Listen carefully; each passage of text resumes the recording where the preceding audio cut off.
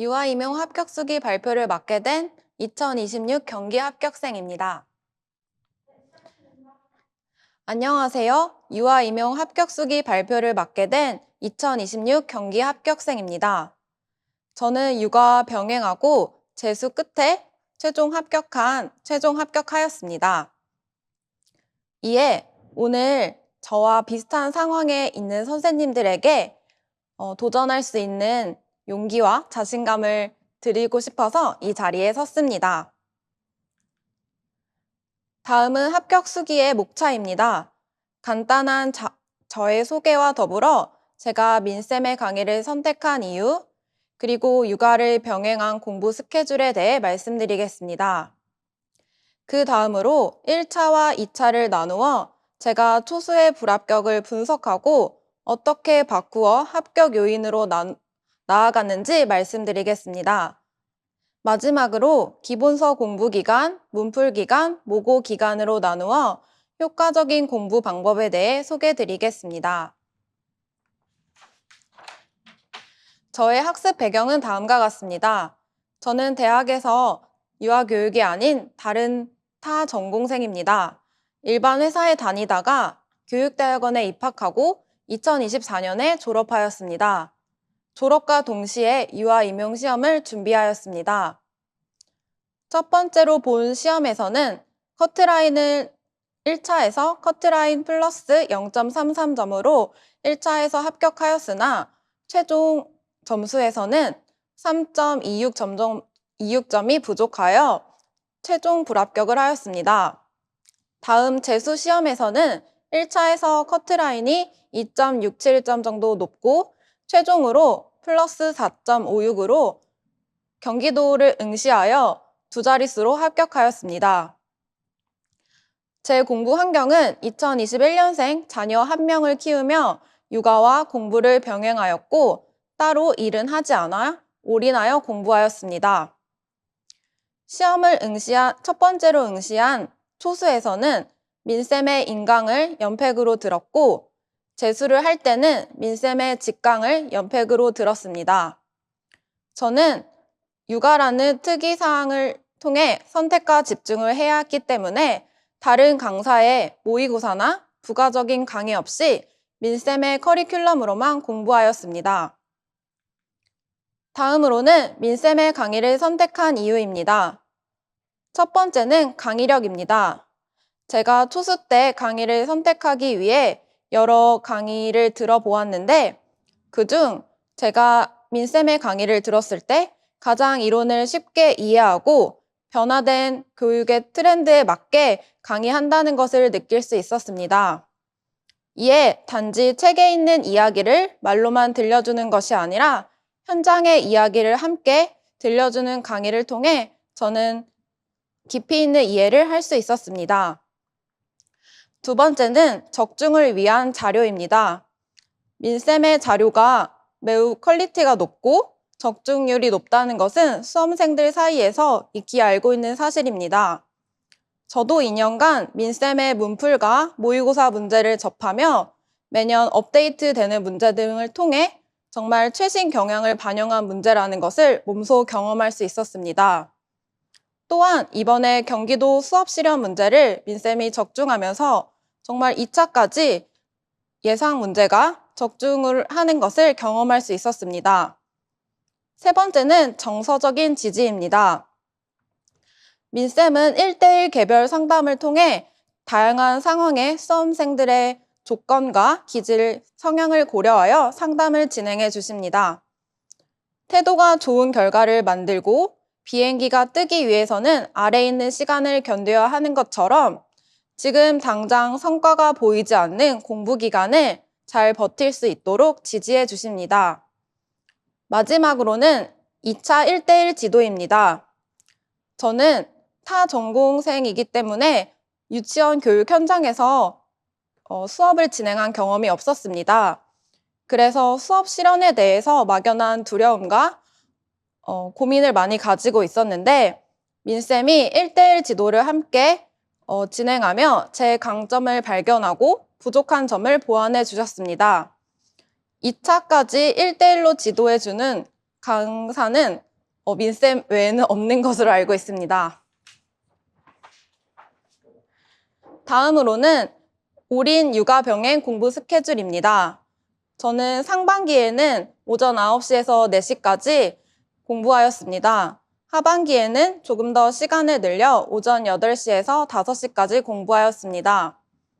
주말 활용에 있어서는 초수 때는 인강을 들었기 때문에 토요일도 공부를 하였지만 재수 때는 직강에 참석하고 직강 후에는 휴식을 취하였습니다. 그러나 직강에 오고 가는 이동 시간을 고려해도 토요일 날 강의를 현장에서 다 듣고 평일에 나누어 복습하였기 때문에 초수에서 공부한 시간보다 훨씬 많은 시간을 순공부 시간으로 활용할 수 있었습니다. 마지막에 일과 관리 측면에 있어서는 저는 새벽에 일어나는 것에 대해서 어려워하는 측면이 있어서 오전 7시에서 8시 사이에서 기상하고 스터디 카페에서 공부하고 아이가 하원할 시간에 하원하고 저녁 10시에 자는 스케줄로 진행하였습니다. 다음으로는 초수의 최불암 요인을 분석하고 이를 어떻게 합격 요인으로 바꾸었는지 1차와 관련하여 말씀드리겠습니다. 첫 번째 나와 있는 사진이 제가 2025년 1차 문제를 복기한 사진입니다. 제가 왜 틀렸는지 분석해 보니 많은 문제들의 개념의 카테고리를 파악하는 것에 대해 실패했다고 어려움을 느꼈다는 것을 알게 되었습니다. 이에 저는 민쌤의 기본서에 데이 1, 데이 2 뒤에 나와 있는 주요 용어들을 기준으로 형광펜 공부법으로 개념을 카테고리로 나누어 체계화하였습니다. 예를 들어 주요 용어들에 나와 있는 가장 큰 카테고리를 연두색, 그 아래 카테고리를 핑크색, 마지막으로 세부 카테고리를 주황색으로 나누어 줄글로 만들어진 기본서를 읽으면서도 조직화된 주요 용어들의 이미지를 떠올릴 수 있도록 하였습니다. 이를 통해 문제를 풀 때 어떠한 카테고리에 포함되는 문제인지 파악하는 데 도움이 되었습니다. 두 번째로는 채점 키워드가 누락되었다는 점입니다. 초수에서 공부할 때는 이해를 중심으로 공부하며 나는 알고 있는 개념이라고 생각했지만 실제로 채점의 키워드가 빠져 점수를 받지 못한 문항들이 있었습니다. 이를 보완하기 위해 저는 민쌤이 주신 어휘력 캘린더를 활용하여 키워드를 체크하였습니다. 개념 정의를 여러 방향과 방식으로 할 수 있기 때문에 어떠한 키워드가 들어가야 채점이 되는지 알기 어려운 경우가 많았습니다. 그때마다 어휘력 캘린더를 활용하여 그 키워드를 기본서와 요약하게 체크하며 어떠한 키워드가 빠지면 안 되는지 확인하였습니다. 이러한 개념 키워드를 체크하는 스터디를 진행하였는데 4월부터 시험 전날까지 지속적으로 진행하였습니다. 기본서를 공부하는 기간에는 주 5일 하루 40분 정도를 투자하여 짝 스터디로 진행하여 한 명당 20분 정도 서로 주요 용어들에 대한 용어를 인출하고 그 용어를 어휘력 캘린더에 있는 키워드를 활용하여 인출하였습니다.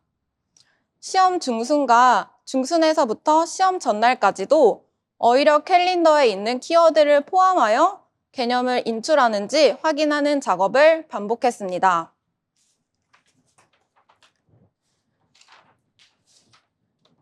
다음은 초수에서 최불합 요인을 2차에 관련하여 분석해 보았습니다. 저는 처음으로 경기 지역을 응시하여 면접을 보았을 때 수업 시련은 1점 정도 감점이 되었지만 면접의 경우에는 마이너스 7점을 받았습니다. 그 이유는 제가 시간을 초과하여 즉답형 두 문항에 대해 전혀 말하지 못하고 시간이 지났기 때문입니다. 두 문제를 말하지 못하였는지 체크해 보았을 때 제가 시책 공부의 방법이 미숙하다는 점을 알게 되었습니다. 시중에 나와 있는 요약본이나 책으로 공부하려니 제가 공부한 자료가 아니기 때문에 이해하기가 어려웠습니다. 그런데 당장 3주 뒤에 시험이기 때문에 계속해서 스터디를 강행하며 제가 알고 있지 못하지만 계속해서 말하는 연습만 했었던 것 같습니다. 이를 보완하기 위해 이번 재수에서는 면접을 공부할 때 요약본이 아닌 원본 자료를 활용하였습니다. 누구나 자신에게 맞는 자료를 찾는 것이 중요하다고 생각합니다. 저는 저와 함께 시책 스터디를 한 경기 지역의 선생님과 함께 우리가 읽어야 하는 자료들을 둘로 나누고 그 둘 반의 자료들을 제미나이나 챗 GPT를 활용하여 함께 요약하고 그 요약을 저희가 함께 직접 요약하면서 비교하며 잘못된 정보가 있는지 확인하였습니다. 더불어 이러한 시책에서는 어떠한 예상 문제가 나오는지 직접 예상하여 요약본에 기록하고 면접 스터디에서 예상 문제를 직접 출제하고 말해보기도 했습니다. 또한 제가 수업 실현에 대한 두려움을 가지고 있어 초수에서는 수업 실현을 편중하여 연습하고 면접에 시간을 많이 투자하지 못한 점이 문제가 되었습니다. 그래서 이번에 재수로 공부할 때에는 수업 실현뿐 아니라 면접 준비의 비중을 크게 늘렸고 시간 관리를 활용하기 위해 포모도로 타이머를 활용하여 시간이 줄어드는 시간 감각을 기를 수 있게 길러보았습니다. 또한 제가 초수 때 면접관들의 표정에 너무 긴장하여 말을 잘 못했던 경험이 있어서 이번에는 다양한 면접관 사진을 직접 붙이고 눈맞춤을 하고 시선을 분산하며 면접 연습을 하였던 것이 실제 현장에서 많은 도움을 받았습니다. 다음으로는 기본서 기간에 제가 공부한 효과적인 공부 방법입니다. 앞에서 말씀드린 것처럼 재수 기간에는 형광펜을 활용하여 조직 카테고리를 표시하여 주요 용어들의 조직도가 머릿속에 정리될 수 있도록 기본서를 정리하였습니다. 그리고 4월부터는 구슬 스터디를 활용하여 진도를 관리하였습니다. 재수 때는 초수와 다르게 마음이 지치고 잘 공부가 되지 않는 순간이 오는 것 같습니다. 이때 구슬 스터디를 통하여 정서적인 지지를 받고 또 함께 진도를 맞추어 나가며 지치지 않고 나아갈 수 있었습니다. 구슬 스터디를 하고 난 후 제가 말하지 못한 부분을 체크해 놓은 후 간단하게 그 부분만을 복습하기도 했습니다. 그리고 영역별 기출 강의를 기본서의 영역이 끝난 후에 바로 풀어봄으로써 내가 공부한 영역이 어떻게 출제되는지 그리고 내가 잘 이해하고 인출할 수 있는지 확인할 수 있었습니다. 다음은 7, 8월에 진행된 문풀반의 공부 방법 중 제가 도움이 되었던 방법입니다. 첫 번째로는 초수 때는 너무 많은 문제를 어떻게 정해진 한 주 기간 내에 다 풀어야 하는지 감이 오지 않았습니다. 민쌤의 안내를 통해 한 문항당 실제 모의고사나 실제 문제처럼 한 문항당의 시간을 제한해 놓고 풀어야 한다는 것을 알 수 있게 되었습니다. 또한 문풀반 기간에는 암기가 완벽하게 되지 않았기 때문에 요약하개를 펴놓고 문제를 풀어보았습니다. 이 시기에는 문제 적용력을 키우는 것이 중요하고 나의 5개념을 수정하는 것에 목표를 두었습니다. 그래서 지금 암기가 되지 않아서 조급해하고 문제를 푸는 것 대신에 암기에 너무 많은 시간을 쓰지는 않았습니다. 그러나 문제를 풀면서 내가 외워야 하는 개념이 실제 교실 현장에서 또한 유아와 교사의 상호작용 속에서 어떻게 발현되는지 예시를 통해 더 암기를 쉽게 할 수 있었습니다. 또 민쌤 카페에서 문풀 기간에 올라오는 문제 분류표를 활용하였습니다. 잘 이해가 되지 않는 문제에 문제 분류표를 확인하고 관련 문제를 이어서 풀어보는 점입니다. 이렇게 확인하다 보면 내가 이해가 잘 안 되는 개념을 알 수 있고 그 개념을 요약하게 돌아가 체크해 보았습니다.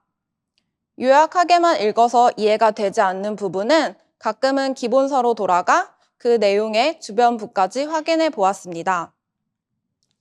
마지막으로 9월에서 10월 효과적인 모고반에서 제가 모고반에서 제가 효과적이라고 느낀 점입니다. 첫 번째는 단지 틀린 문제를 틀렸다고 표시하는 것이 아니라 오답의 원인을 분류하였습니다. 오답의 원인은 모르는 개념일 수도 있고 개념은 아는데 답을 어떻게 서술하는지 모르는 유형일 수도 있습니다. 또한 나는 충분히 작성했다고 생각했지만 서술 내용이 부족할 수도 있습니다. 이를 각각의 다른 형광펜 색으로 표시하여 내가 틀린 문제의 원인이 무엇인지 구체적으로 파악하여 그 구체적인 문제를 극복하도록 하였습니다. 또한 이 기간에는 직강에서 직접 모고반에 참석하여 풀어봄으로써 답안지에 문제를 옮기고 또 직접 답안지에 서술하는 등 여러 가지 시행착오를 통하여 어떻게 시간 관리를 하여야 하는지 깨달을 수 있었습니다. 두 번째로는 회독을 병행한 점입니다. 저는 구슬 스터디를 활용하여 4월부터 함께한 선생님과 함께 총 4회독을 진행하였습니다. 처음에는 4주 계획, 3주 계획, 2주 계획, 1주 계획 등 점차 기간을 줄여가면서 회독을 진행하였고 이는 인출로 진행하여 정말 내가 아무런 조건이 없는 상황에서 말할 수 있는지 확인해 보았습니다. 단지 똑같은 부분을 회독하는 것이 아니라 모르는 것을 줄여나가는 것을 체크해 보며 마지막까지 모르는 것을 줄여나갔습니다. 세 번째로는 민쌤이 수강생들의 서술형 채점 자료를 배부해 주시는데 이를 활용하였습니다. 내가 채점했을 땐 이것도 정답 처리가 되었을 거라고 생각했는데 왜 오답이 되었는지 채점자의 기준에 대해서 이해해 볼 수 있습니다.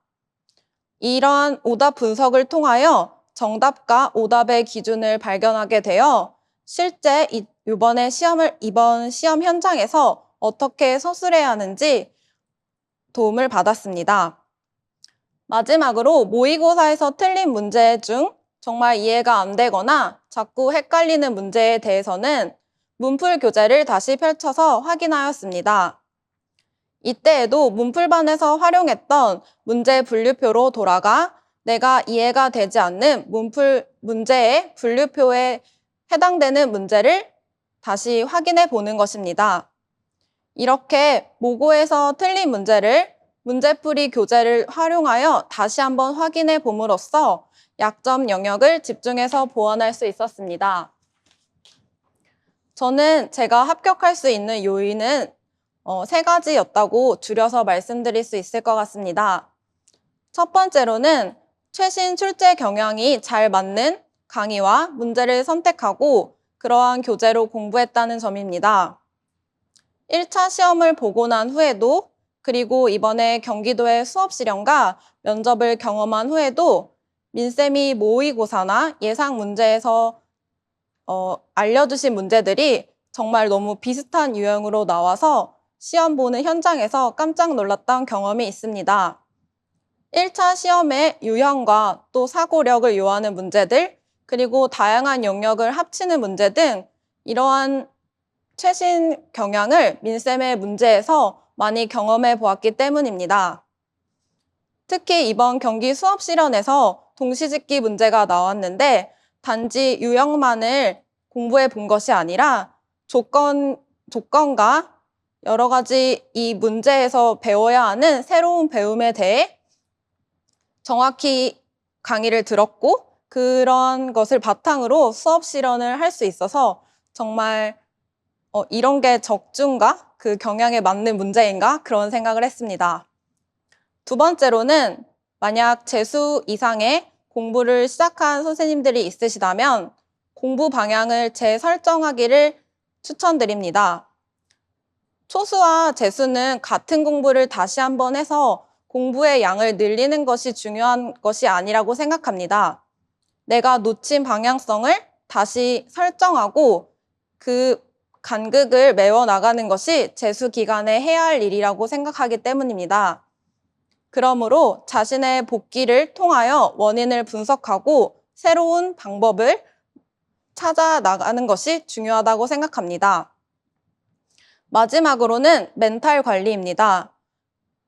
멘탈 관리를 통해서는 자신이 어떻게 흔들리지 않고 1년간의 이 레이스를 지속할 수 있는지 고민해 볼 수 있을 것입니다. 마지막으로 드리고 싶은 말은 제가 공부할 때 계속 생각했던 말 3가지입니다. 첫 번째는 끝날 때까지 끝난 게 아니다. 두 번째, 걱정, 불안은 힘이 없다. 세 번째, 잘하려고 하지 않아도 되고 그냥 존재만 하자입니다. 수험 생활을 하다 보면 중간에 지치거나 힘들 때가 종종 찾아옵니다. 그러나 시험은 끝까지 버티는 사람들에게 저는 기회가 간다고 생각합니다. 그러므로 너무 걱정되고 긴장되고 불안하더라도 그러한 걱정이 나에게 어떠한 영향도 미칠 수 없다는 것을 기억하고 우리가 정해진 나와의 약속만 지키는 것을 한다면 우리가 소망하는 그 합격을 이루는 데 큰 도움이 될 것이라고 생각합니다. 이상입니다.